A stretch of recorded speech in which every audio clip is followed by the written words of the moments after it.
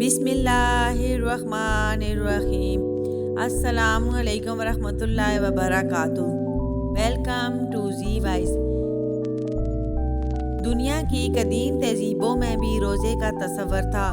सभी आसमानी मज़ाहब में रोज़ा है। रोज़ा सेहत के लिए भी फ़ायदा मंद है। रोज़ा मुसलमानों पर फ़र्ज़ है और दुनिया में मुसलमानों की बड़ी तादाद रमज़ान के रोज़े रखते हैं। दुनिया के दूसरे मज़ाहब में भी रोज़े का तस्वर पाया जाता है और गैर मुस्लिमों का भी एक तबका रोज़ा रखता है। हालांकि उनके यहाँ रोज़े के मामलात कुछ अलग हैं और वो अपने तरीके से रोज़े रखते हैं।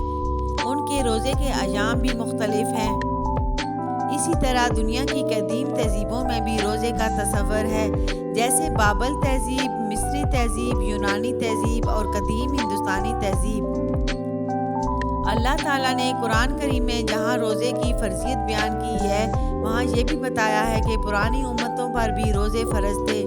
कुरान पाक का तर्जुमा कुछ यूँ है: ऐ ईमान वालों, तुम पर रोज़े फ़र्ज़ किए गए हैं जैसा कि उन लोगों पर फ़र्ज़ किए गए थे जो तुमसे कबल हुए हैं, ताकि तुम मुत्तकी बन जाओ। रोज़ा इस्लाम में आम तरीन इबादत है और अपने खालिक व मालिक की रज़ामंदी हासिल करने का बेहतरीन ज़रिया है। रोज़े के बेशुमार फ़वाइद हैं जिनका तल्लुक़ इंसान के जिस्म और रूह दोनों से है, बशर्ते कि रोज़ा सही स्पिरिट के साथ रखा जाए। अहले इस्लाम को रोज़े की फ़र्ज़ियत का हुक्म अगरचे हिजरत नबवी के बाद हुआ, मगर उससे पहले भी दुनिया के दूसरे मज़ाहब में रोज़े का तस्वर पाया जाता था। रोज़े का तख़य्युल हिंदू मज़हब, यहूदियत और ईसाईयत में पहले से है। यहाँ तक कि फ़र्ज़ियत रमज़ान से पहले भी इस्लाम में यौम अशूरा का रोज़ा रखा जाता था। जैसा कि उम्मुल मोमिनीन हज़रत आयशा सिद्दीक़ा रज़ी अल्लाह तआला अन्हा की रिवायत से ज़ाहिर है कि उन्होंने हज़रत मोहम्मद सल्लल्लाहु अलैहि वसल्लम को यहूदियों को रोज़ा रखते हुए देखा और मुसलमानों को भी रोज़ा रखने का हुक्म दिया कि हम यहूदियों से ज़्यादा हज़रत मूसा अलैहिस्सलाम के मानने वाले हैं। बनी इसराइल के लिए यौम आशूरा का रोज़ा रखना ज़रूरी था और आज भी वो इस पर अमल करते हैं। हालांकि उनका रोज़ा बहुत तवील होता है। सूरज डूबने के बाद से शुरू होता है और लगभग 25 घंटे बाद अगले रोज़ के रात शुरू होने पर ख़त्म होता है। इस रोज़े के दौरान यहूदी खाने पीने के साथ साथ इज़्दिवाजी तलक से भी परहेज़ करते हैं।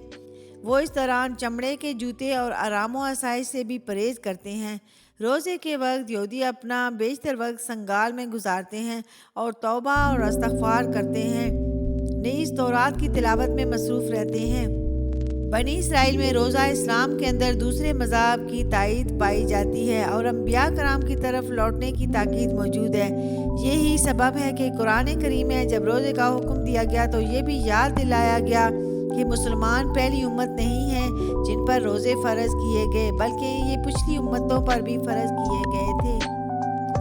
तौरात की रिवायात बताती हैं जब हज़रत मूसा अलैहिस्सलाम तूर पहाड़ पर तौरात लेने गए तो 40 दिन मुकीम रहे तो रोज़े की हालत में रहे। यूं ही हज़रत दानियाल अलैहिस्सलाम के बारे में इसराइली रिवायात में मिलता है कि उन्होंने 3 हफ्ते के रोज़े रखे। ज़करिया अलैहिस्सलाम ने 4थे महीने का रोज़ा और 5वें महीने का रोज़ा और 7वें महीने का रोज़ा और 10वें महीने का रोज़ा रखा।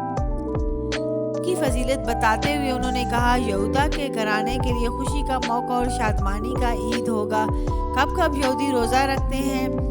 इस्लाम और मज़हब मूसवी में बहुत ज़्यादा ममासलत है। तौरात में कई मौक़ों पर रोज़े का हुक्म दिया गया है, मगर ये नफली रोज़े हैं, इसलिए उनकी ज़्यादा पाबंदी नहीं की जाती।